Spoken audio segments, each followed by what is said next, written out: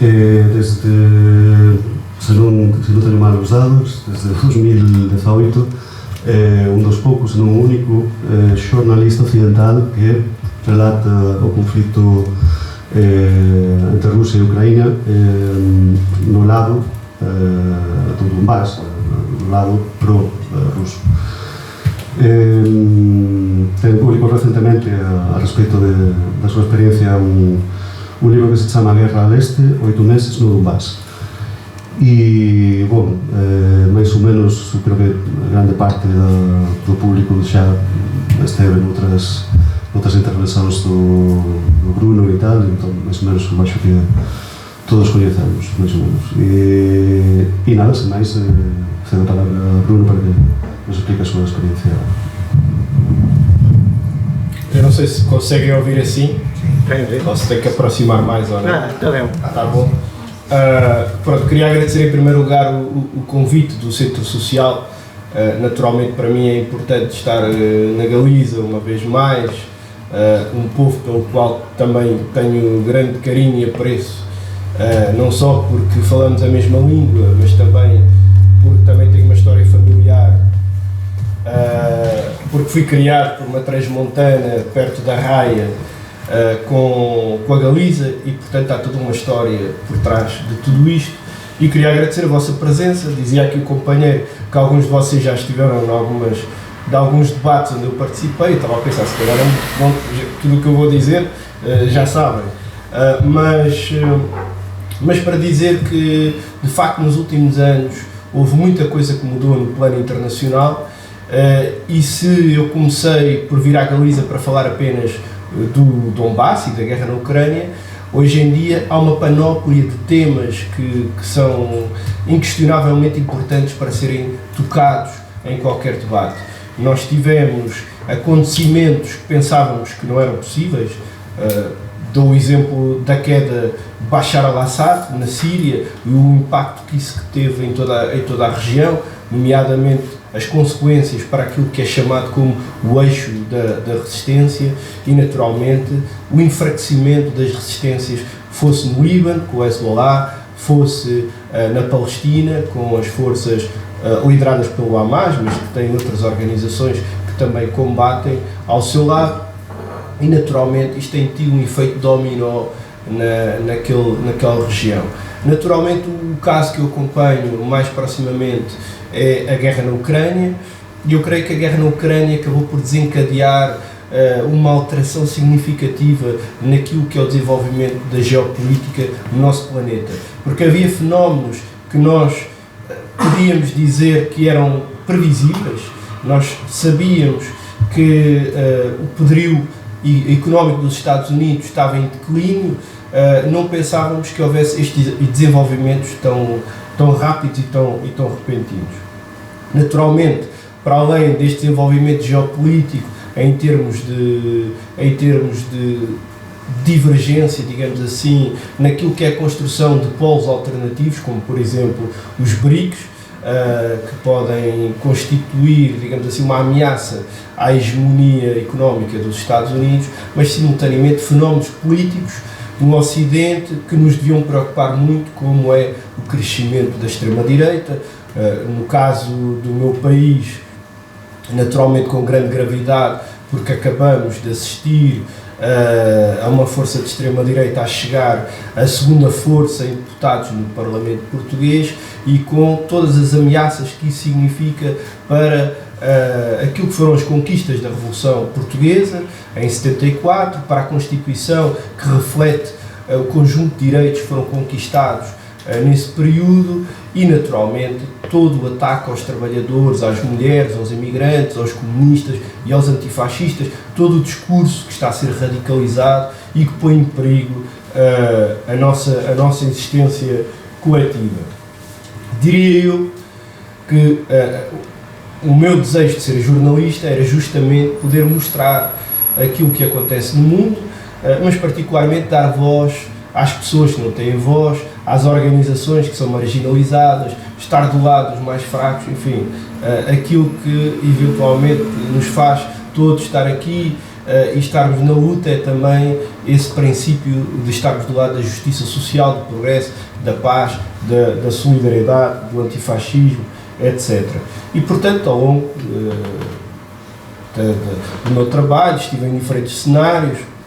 Aliás, está aqui um grande amigo colombiano que veio aqui assistir ao debate, que eu conheci justamente na Venezuela, num cenário em que ainda estava Hugo Chávez no poder, e tive a oportunidade, portanto, de ser testemunha de diferentes fenómenos em diferentes partes do planeta, mas creio que nenhuma experiência foi tão forte ou tão violenta como aquela que eu experimentei no Donbass, na guerra da Ucrânia. Eu estive lá em 2018, ainda no período da Guerra Civil, uma guerra de baixa intensidade naquele momento, tinham sido assinados os acordos de Minsk, os acordos de Minsk que não foram respeitados nem implementados e que poderiam, de certa forma, ter evitado esta escalada depois da entrada da Rússia na Ucrânia. Recordo que nos acordos de Minsk estava previsto que a Ucrânia regionalizasse, desse autonomia às regiões do seu país e com isso pudesse haver governos próprios, se respeitasse as diferentes línguas do país e as diferentes culturas, e ao invés a Ucrânia preferiu proibir a língua russa nas instituições, nos canais de televisão, reprimir a cultura russa e apagar o passado soviético daquele país, chegando ao ponto de mudar nomes de cidades porque eram nomes que tinham referências à União Soviética, nomes de clubes de futebol que também foram alterados por essa mesma razão. Enfim, isto para dizer que aquilo que aconteceu em 2014, aquele golpe patrocinado pelo Ocidente, levou a uma escalada de tensão dentro do próprio país e, naturalmente, a população russófona, sentindo-se atacada e ameaçada depois daquilo que aconteceu com o massacre de Odessa, onde cerca de meia centena de pessoas que se refugiou foi morta, queimada, a tiro também, foram espancados, alguns saltaram das janelas e foram mortos já cá em baixo na rua. Após esses acontecimentos, a população decidiu defender-se, constituir milícias e proclamar a independência das repúblicas de Lugansk, Donetsk. A Crimeia também fez um referendo e decidiu fazer parte da Rússia. Entraram as tropas russas e passaram a controlar esse território e, portanto, essa escalada naquele momento representou isso mesmo. Duas visões absolutamente distintas de um país que no fundo era um mosaico multicultural, um país criado artificialmente no sentido em que, por exemplo, o Donbass passou a fazer parte da Ucrânia só no princípio do século XX, a Crimeia só nos anos 50 que passou a fazer parte da Ucrânia, e os territórios, parte dos territórios ao ocidente da Ucrânia, integraram aquela geografia depois do Pacto Germano-Soviético entre a Alemanha nazi e a União Soviética, o Pacto de Não Agressão. Parte dos territórios da Polónia, da parte oriental da Polónia, passaram a fazer parte da Ucrânia. É até curioso porque dentro da violência propagandista da Ucrânia nós ouvimos sempre um discurso muito inflamado contra a União Soviética, mas a verdade é que boa parte dos territórios que hoje fazem parte da Ucrânia acontece porque foi a União Soviética que decidiu integrar aqueles territórios dentro daquele país. Portanto, quando eu chego àquela guerra em 2022, cerca de um mês depois da entrada das forças russas no terreno, a situação era calamitosa. Eu estive na Batalha de Mariupol, uma situação muito complicada para os civis na cidade, muita gente vivia nas caves dos edifícios. Eu assisti a sepulturas improvisadas nas ruas, nos parques infantis, nos jardins públicos, enfim, nos canteiros da própria rua. Lembro-me de falar com uma família em que o próprio pai daquela família teve que enterrar a sua mulher e a sua filha com a ajuda de vizinhos na parte da frente da casa onde eles viviam, e portanto a situação era esta. Era uma situação terrível, de uma batalha numa cidade onde viviam cerca de 500 mil pessoas, enfim, muita gente, meio milhão de pessoas, e naturalmente os civis são sempre os que pagam a maior fatura em qualquer guerra. Naturalmente há vítimas dos dois lados, e nesse sentido parece muito injusto que desde o princípio se tenha tentado silenciar as vítimas, aqueles que viviam do lado pró-russo. E um pouco do meu trabalho foi isso, foi tentar desmistificar a propaganda que havia de um lado, mostrar aquilo que acontecia de facto, crimes de guerra que foram cometidos, muitos, diariamente, da Ucrânia contra a população de Donetsk, de Lugansk e outras localidades no Donbass. Assisti a bombardeamentos de hospitais, de escolas, de transportes públicos, mercados, enfim, todo o tipo de atrocidades foram cometidas, inclusive contra hotéis. O hotel onde eu estive durante cerca de 2 meses foi bombardeado. Outro hotel, o mais conhecido de Donetsk, foi bombardeado quando havia dezenas de jornalistas lá dentro, sem que naturalmente tivesse havido qualquer condenação da União Europeia ou dos Estados Unidos, enfim. Recordo até um colega meu, jornalista, chileno, da Telesur, que foi ferido com alguma gravidade num bombardeamento, e o governo de Gabriel Boric não fez qualquer declaração de condenação daquilo que tinha acontecido com um jornalista seu. Aliás, foi prática comum, quando prenderam Pablo Gonçalves, cidadão russo e tinha cidadania espanhola, sem que o governo espanhol, em algum momento, tivesse feito a gestão necessária, não só para o tirar da prisão na Polónia, mas também para publicamente condenar aquilo que tinha acontecido. Eu acho que a estratégia do Estado espanhol foi, desde o primeiro momento, aguardar pelas provas. No fundo, o Estado espanhol achava que podia haver evidências de que, de facto, Pablo Gonçalves era um espião russo e, portanto, preferiu, de forma silenciosa, não aparecer publicamente a condenar aquele crime que foi feito contra um jornalista também ocidental. E é muito contraditório se lembrarmos que a Rússia prendeu um jornalista norte-americano, e Espanha foi um dos primeiros países a condenar a prisão desse jornalista. Naturalmente, o trabalho dos jornalistas não é uma coisa fácil num cenário de guerra, e diria eu que hoje em dia ainda mais difícil é. Aquilo que se passa, por exemplo, na faixa de Gaza é prova de que, hoje mais do que nunca, os Estados não têm qualquer pudor em tentar matar aqueles que querem mostrar o que acontece no terreno. Já vão cerca de 2 centenas de jornalistas assassinados na faixa de Gaza, muitos deles hoje já não são, diria eu, aqueles jornalistas que foram formados para tal, mas são pessoas jovens, alguns deles adolescentes, que assumem o papel daqueles que morreram de mostrar aquilo que está a acontecer, e muitas vezes trata-se de assassinatos seletivos.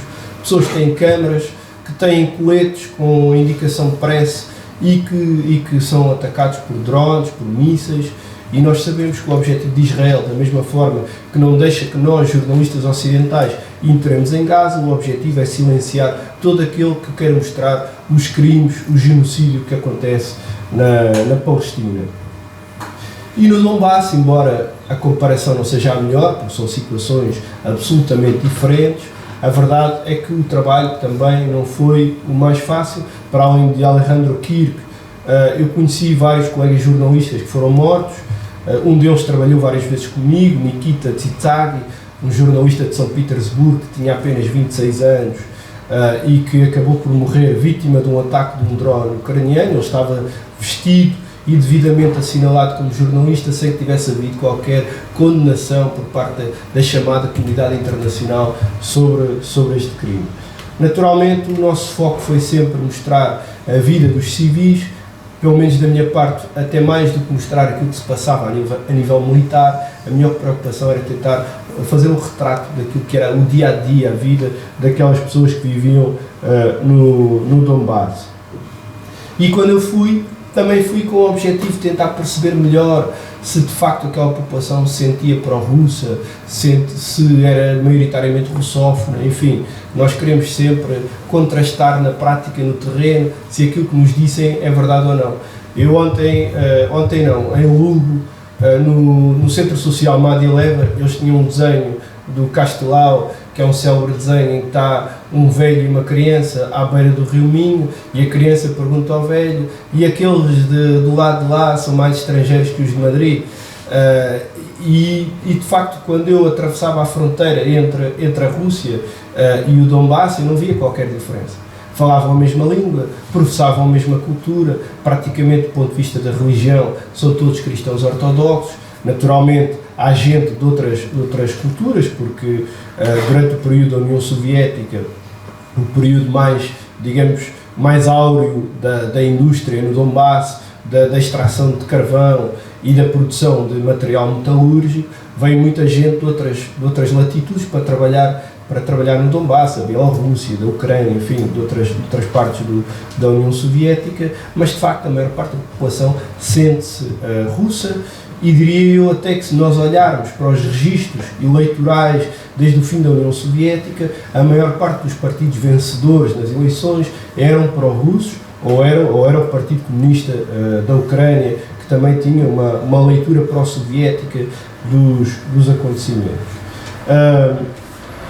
Naturalmente que quando Israel começou a bombardear o Líbano, eu desde o primeiro momento, como agora neste momento, com aquilo que está a acontecer no Irão, o meu primeiro pensamento foi: eu gostava de ir ao Líbano e mostrar aquilo que se passa.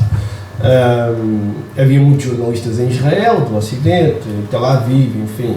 É curioso até porque os jornalistas portugueses estão em Tel Aviv e são eles que falam daquilo que acontece no Irão, daquilo que acontece em Beirute, como se lá estivesse. E então eu tratei logo de tentar ir para Beirute. Eu tive a sorte de, nesse verão, isto foi no ano passado, eu ter estado em Belgrado. Tinha havido uma tensão no norte do Kosovo, em Mitrovica, que é a parte maioritariamente sérvia do norte do Kosovo, e eu queria tentar perceber o que se passava naquela zona, e acabei por conhecer um antigo alto funcionário das Nações Unidas, sérvio, que acabou poucas semanas depois por ser nomeado embaixador da Sérvia em Beirute, no Líbano, e portanto, antes de eu apanhar o avião, pouco depois de comprar o bilhete, eu mandei-lhe uma mensagem e disse: olha, eu vou, daqui a 2 dias vou estar em Beirute, a ver se nos encontramos, a ver se bebemos uns copos de raki e tal, porque a situação está tensa. E eu respondeu por mensagem que não fazia sentido eu ir, porque dali a dias ia ser anunciado um cessar-fogo entre o Hezbollah e Israel, que era algo que estava a circular entre os canais diplomáticos, que de certa forma estava a acalmar também os governos ocidentais, que tinham pedido a saída dos seus cidadãos daquela região. Netanyahu estava naqueles dias na Assembleia Geral das Nações Unidas em Nova Iorque, e parecia que tudo estava encaminhado para haver de facto um cessar-fogo.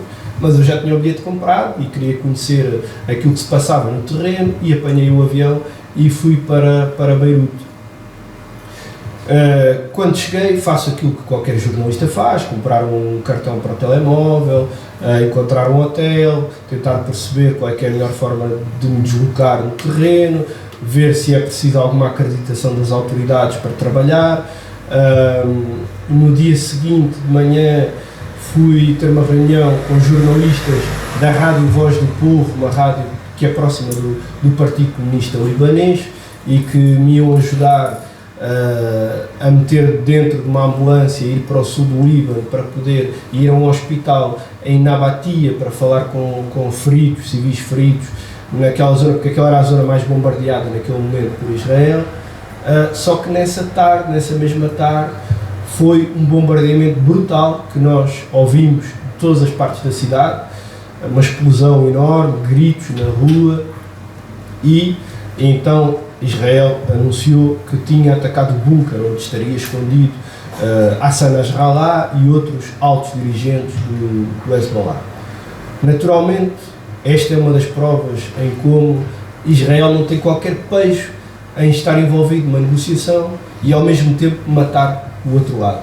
Fizeram isso com Hassan Haniyeh no Irão, o ex-líder do Hamas, e fizeram a mesma coisa com Hassan Nasrallah.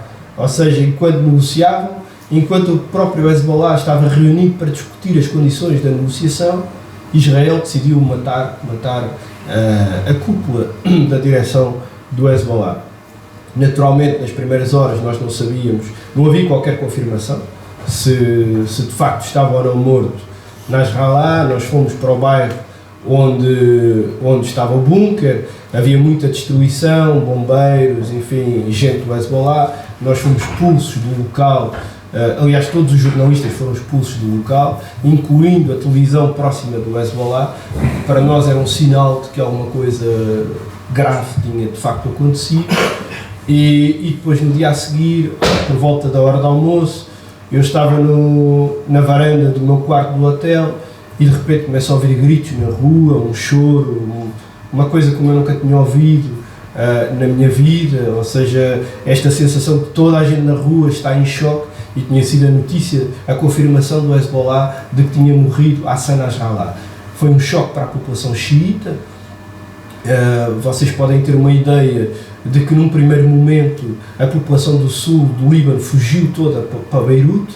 Depois, quando Israel começou a bombardear Beirute, cerca de 1 milhão de refugiados fugiram para a Síria. Depois esses mesmos tiveram que fugir da Síria para o Líbano, e havia refugiados em todas as partes.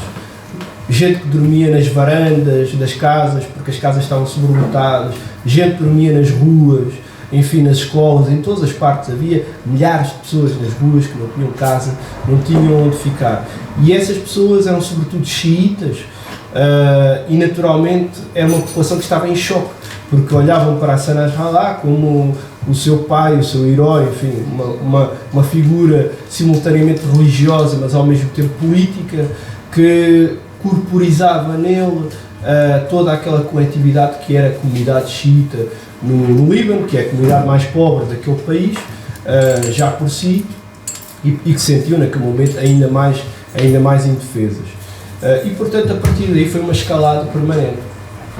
Para ter uma ideia, em Beirute é uma cidade espartilhada entre diferentes influências religiosas, e cada bairro tem uma milícia diferente que controla essa zona. Pode ser o Hezbollah, pode ser o Amal, pode ser o Partido Nacional Social Sírio, pode ser os cristãos maronitas, pró-Israel, enfim. E quando trabalhamos como jornalistas temos que ter muito cuidado de perceber em que zona é que nós estamos. Para dar um exemplo, em vários dias houve vários ataques contra jornalistas, porque de facto a tensão era muita, toda a gente suspeitava de toda a gente podia ser um agente da Mossad. Recordo que poucas semanas antes tinha havido o ataque com pagers que tinha ferido milhares de pessoas no Líbano, e portanto as pessoas tinham medo de usar telemóvel, tinham medo do vizinho, tinham medo dos ocidentais, tinham medo de toda a gente. Nesse contexto, naturalmente o nosso trabalho foi muito, muito complicado. Houve 2 jornalistas belgas, não sei se eram belgas, se eram holandeses, mas um deles levou um tiro numa perna, o outro foi espancado, foram os 2 parar ao hospital. Houve outro jornalista, um idiota, eu creio que era alemão, que descobriram um passaporte israelita escondido dentro da mochila, depois acabou por ser expulso do Líbano. Nós também tivemos ali uma situação mais tensa, mas que foi rapidamente resolvida. Eu dava até o exemplo ontem, porque nós fomos fazer uma entrevista, eu e um jornalista italiano fomos fazer uma entrevista ao diretor do principal hospital de Beirute, que é o Hospital Rafik Hariri, e entrevistámos o diretor. Eu estava cá fora a fazer um direto, e passado um pouco aparece um senhor mais velho, começa a falar em árabe connosco, e nós dissemos, peço desculpa, mas não percebemos o que está a dizer. Depois apareceu um jovem a falar inglês, a dizer, vocês não podem filmar, vocês não podem tirar fotografias sem autorização. Nós dissemos, nós somos jornalistas, viemos aqui com a autorização do diretor. E ele, não, tem que ter uma autorização. E nós, sim, mas uma autorização de quem? Não, tem que ter uma autorização. E nós dissemos, porque era gente do Hezbollah, mas então levem-nos aos vossos chefes e deem-nos uma autorização. E eles, não é assim que funciona.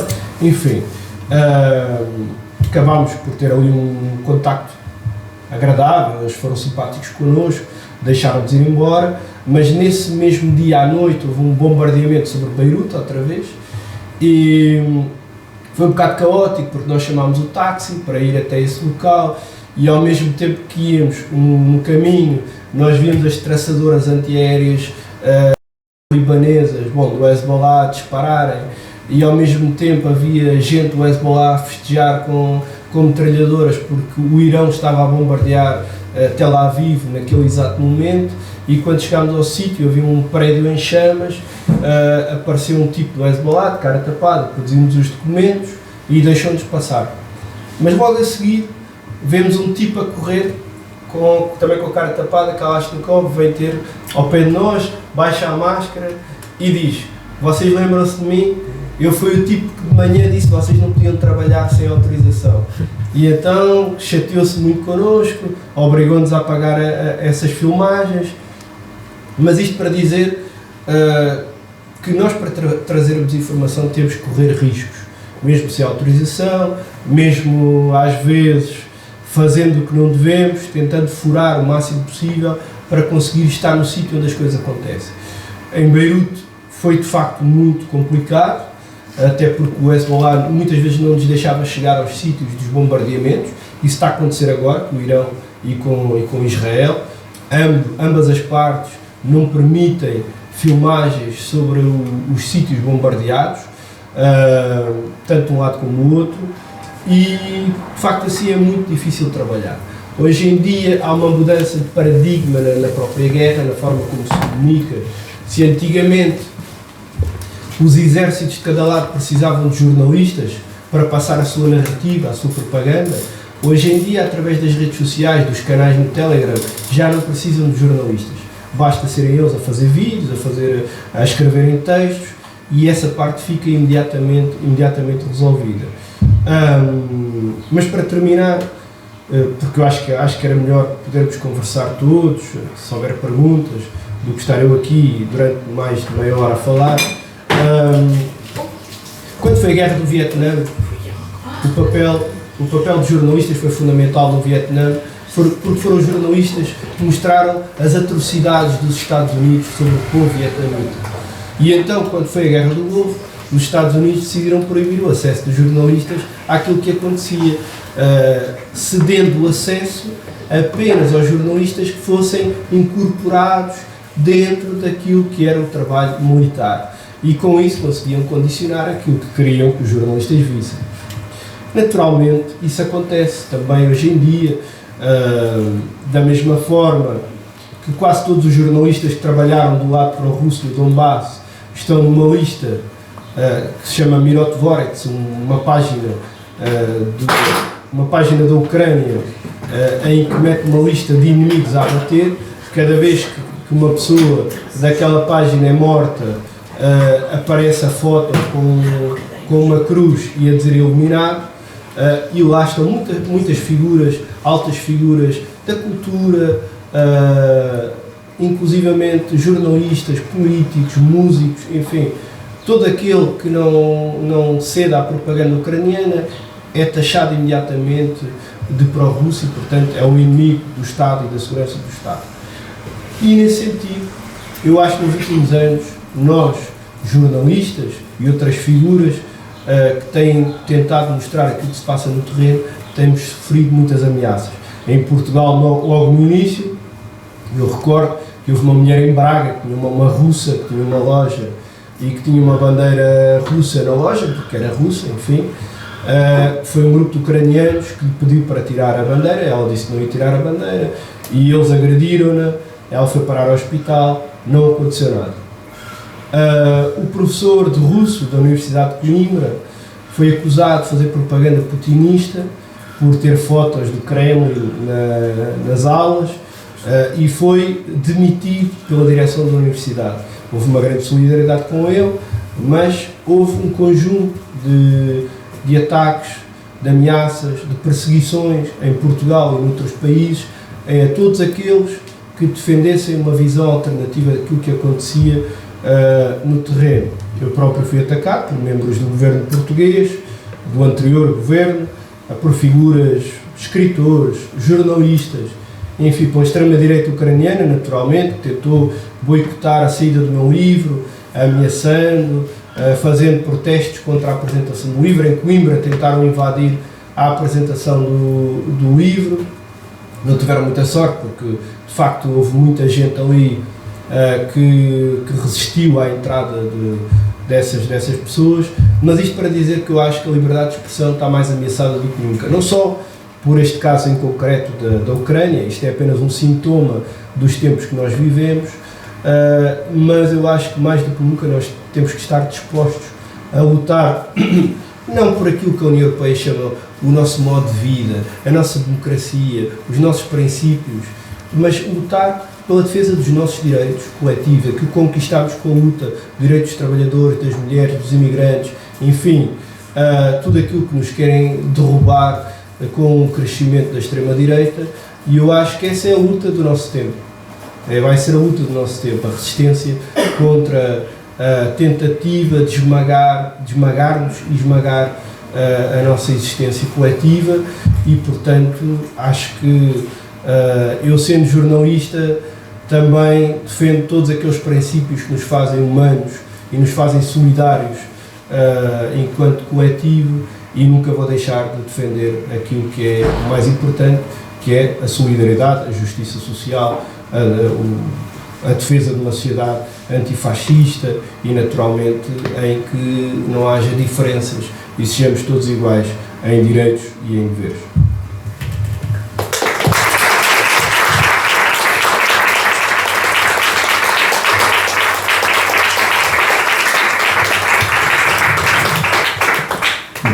Pues como se comentó antes, si hay alguna intervención, alguna pregunta, alguna observación, é o momento. Eu tenho uma pergunta. Você como acha que vai acabar a guerra da Ucrânia? Já me fazem esta pergunta desde 2022. Eu creio que neste momento ninguém quer que a guerra acabe. A Rússia, por um lado, está a conseguir avançar e, portanto, está confortável nesta situação. O que tem dito Vladimir Putin é que não quer um cessar-fogo temporário, quer a resolução da guerra. Por outro lado, a Ucrânia sentou-se à mesa das negociações porque foi obrigada a isso. Se fosse Joe Biden, não havia qualquer negociação. Donald Trump impôs que a Ucrânia sentasse com o outro lado, mas a verdade é que a União Europeia, que neste momento é que está a liderar tudo o que acontece do lado ucraniano, tem feito tudo para sabotar as negociações. Mas é claro que é sempre divertido ver esta retórica, como ela vai mudando ao longo dos tempos. Nós tivemos, depois as malogradas negociações em Istambul, em 2022, que foram sabotadas pelo então primeiro-ministro britânico. De seguida, houve várias tentativas de conversações por parte da Rússia que nunca foram bem sucedidas. Volodymyr Zelensky assinou um decreto para que não pudesse haver qualquer negociação com Vladimir Putin. Entretanto, o Brasil, a África do Sul, outros países tentaram manobras diplomáticas para forçar uma negociação, foram ridicularizados pela Ucrânia e pelos líderes europeus, e entretanto, finalmente aqui estamos, numa situação em que a Ucrânia está numas negociações em que não quer negociar, em que a Rússia está numas negociações em que quanto mais tempo demorar, melhor, e portanto a mim parece-me que discutir esse plano é algo que vai acontecer apenas a longo prazo, ou através de uma derrota militar da própria Ucrânia, ou através de um congelamento, como acontece, por exemplo, entre as duas Coreias, o congelamento da guerra, com uma linha da frente congelada. Sempre que havia esta proposta da Ucrânia e da União Europeia de enviar soldados europeus para vigiar aquilo que acontecia na linha de contacto, que é completamente absurdo pensar que a Rússia iria aceitar que houvesse tropas ocidentais, ou seja, dos países que neste momento estão a financiar a Ucrânia, a serem eles a vigiar se o cessar-fogo estaria ou não a ser cumprido. Obviamente que essa solução não vai acontecer, mas parece muito complicado falar para já no fim da guerra, infelizmente, porque eu acho que quanto mais rápido, menos sofrimento causaria à população civil. Obrigado.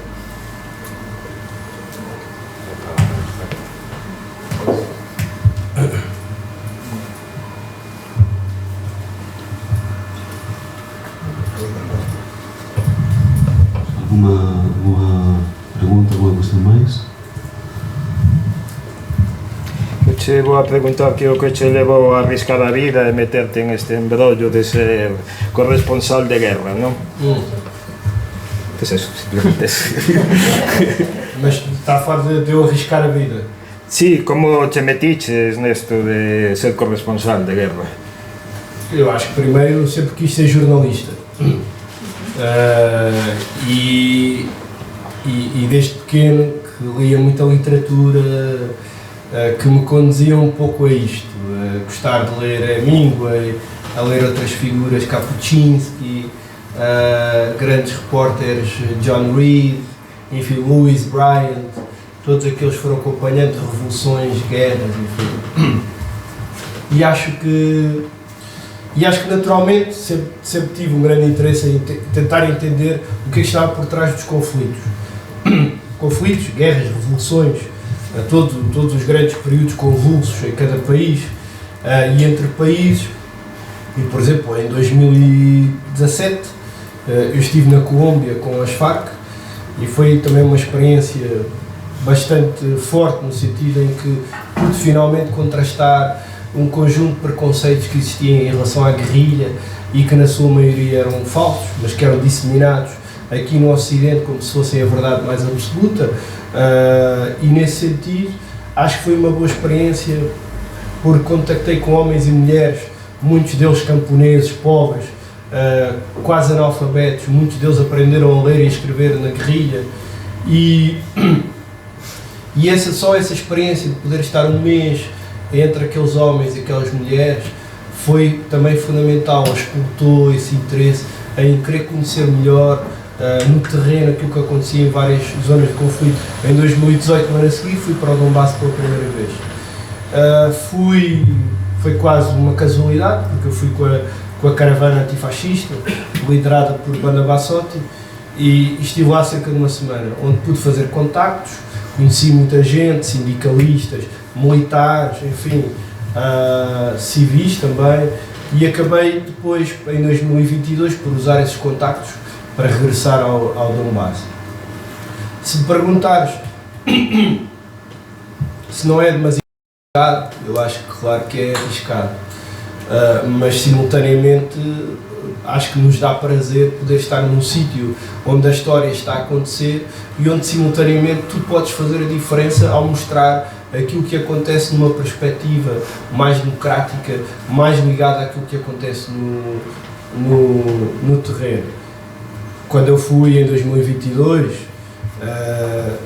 eu disse à minha mãe que ia trabalhar num campo de refugiados na Rússia, ali na fronteira, para ela não ficar com muito medo do facto de eu ir para o Donbass. Ela depois acabou por descobrir que era mentira porque eu apareci na televisão. Mas diria eu que naturalmente isto também é um sofrimento para todos aqueles que estão à nossa volta, familiares, amigos, que querem saber o que se passa connosco, se estamos bem, enfim. Mas quando estamos lá, diria eu que a adrenalina permanente ajuda a manter-nos despertos e capazes de reagir rápido a qualquer problema que possa existir. Não diria eu que somos imunes, porque, como eu dizia há pouco, houve vários colegas que foram feridos e que foram mortos, e eu próprio estive em situações muito complicadas. Era difícil não estar numa cidade como Donetsk, que era bombardeada todos os dias, várias vezes, com centenas de rockets, e naturalmente passei situações em que tive medo. É normal que isso aconteça. O medo também serve para nos ajudar a proteger-nos, a ter cuidado, mas por outro lado a loucura também acaba por nos empurrar para a frente para que consigamos fazer coisas que se calhar achávamos que não éramos capazes de fazer noutras circunstâncias. Mas acho que apesar de tudo, mais do que uma pessoa fazer este trabalho porque queremos viver sensações extremas, eu acho que a sensação extrema que nós devemos querer viver é a sensação de estar a ajudar a população que está silenciada, que ninguém sabe o que se passa, e poder trazer isto para o lado de cá e poder mostrar. E qual é o seguinte destino? Qual é o seguinte destino? Vamos ver, o Irão, talvez. Talvez, não sei. Primeiro porque as coisas aconteceram há muito pouco tempo. Segundo porque estou na Galiza e então não consigo tratar de nada necessário. Queria ir à Embaixada do Irão, mas esta semana estive aqui e não sei, vamos ver o que é que acontece. Não sei. ¿Podrías hablar un poco sobre tu posición? Como? ¿Podrías hablarnos un poco sobre tu posición entre Não Israel? entendi. ¿Podrías hablarnos un poco sobre tu posición entre Israel e Irán? Era, lo que pasa. Sim. Bom, eu acho que se há algo que nós não esperávamos ver era que o Ocidente permitisse que Israel ultrapassasse todas as linhas vermelhas. Eu acho que isso, o que está a acontecer é absolutamente miserável, porque Israel é uma potência nuclear, no sentido em que tem várias armas nucleares, não permite a entrada de inspectores da agência atómica, da agência de energia atómica, ou seja, tudo aquilo que se exige ao Irão não se exige a Israel. Agora chamam-lhe ataque preventivo, já tinham feito isso como no Iraque, na Líbia, etc. E agora voltamos com esta patranha do ataque preventivo, e a verdade é que como é que o Ocidente se pode arrogar de legitimar um ataque preventivo a um país que está a cometer um genocídio em Gaza? Como é que nós continuamos a legitimar aquilo que está a acontecer em Gaza, apoiando Israel noutras já estou a ficar enervado. noutras circunstâncias. E eu acho que tem havido muitas mobilizações, isso tem sido importante, pelo menos da minha memória parece que são as maiores desde as manifestações contra a guerra no Iraque. E aliás, o mais incrível é que tem havido manifestações em todo o mundo de forma permanente há mais de 2 anos. Eu acho que isso é incrível, é extraordinário, mas isso não chega.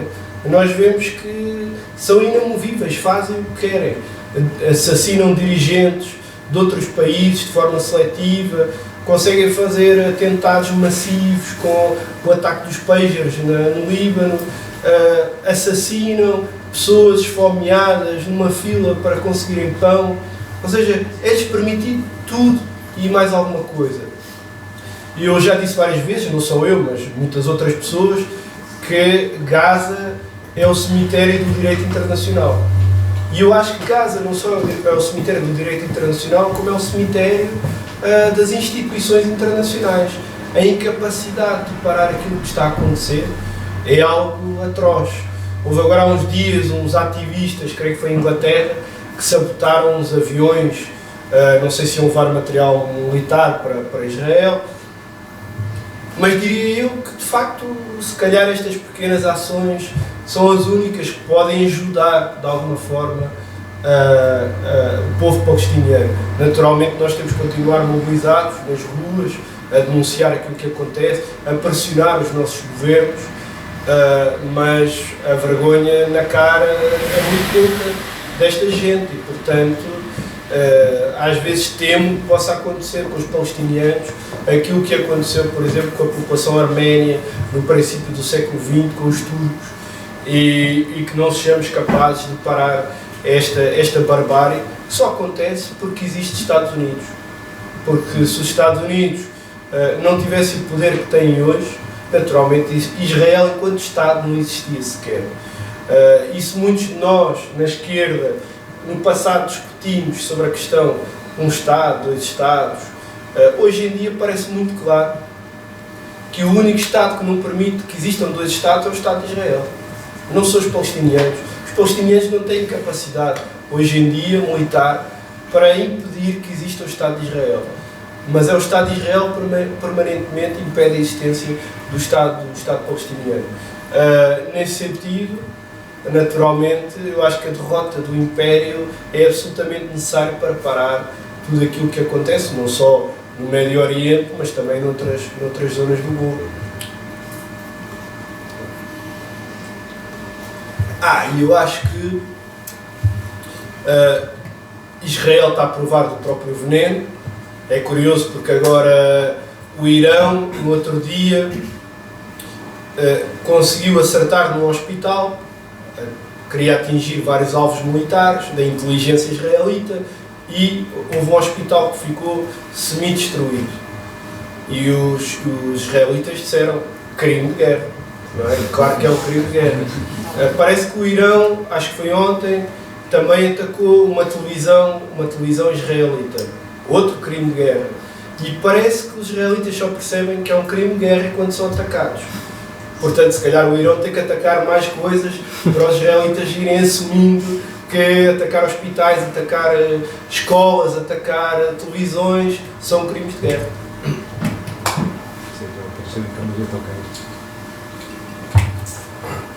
Se mais ninguém tiver nada, vamos beber cerveja.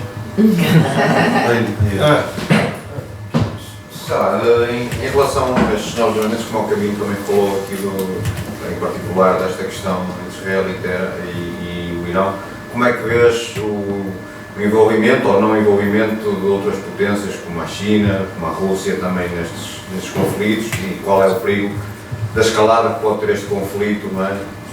Já falamos aqui de Gaza, não é? Do Irão, não é? À escala regional e também à escala global. Pelo que soube, houve informação de que houve vários aviões chineses que aterraram no Irão.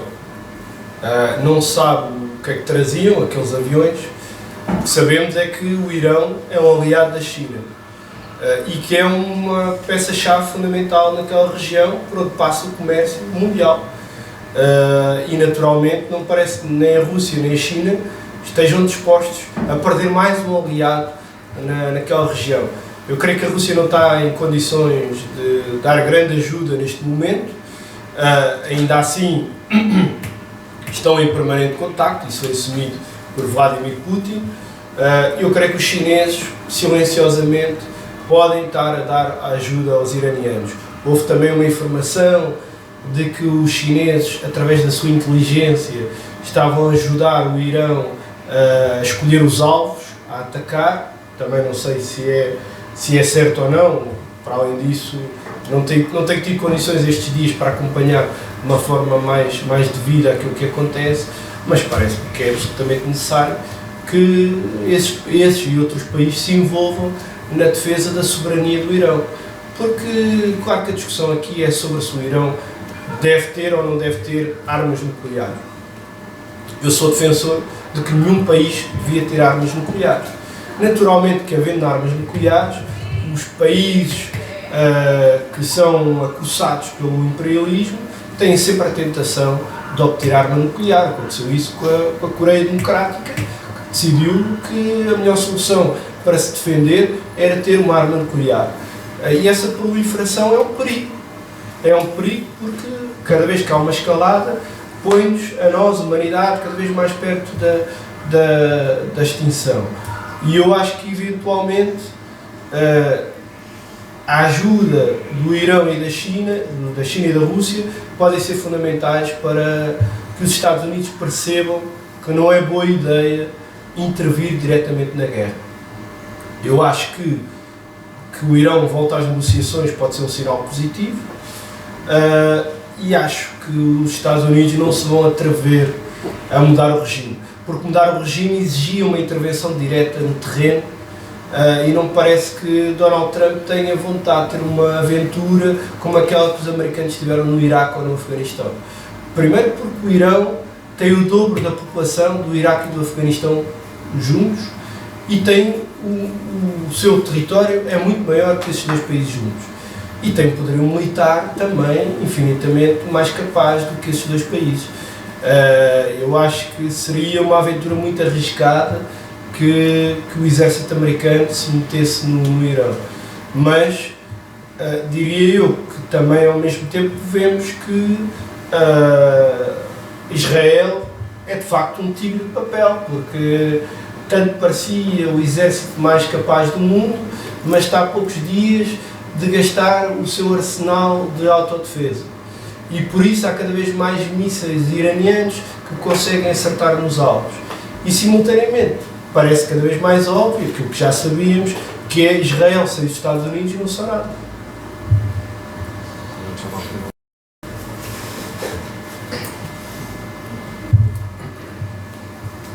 Bom, pues, nada, muito obrigado Bruno por estar connosco, por estar por aquí un pouco de tempo. Non sei que se queres comentar, a ver que nos directamente con ele. Sim, falamos aqui, né?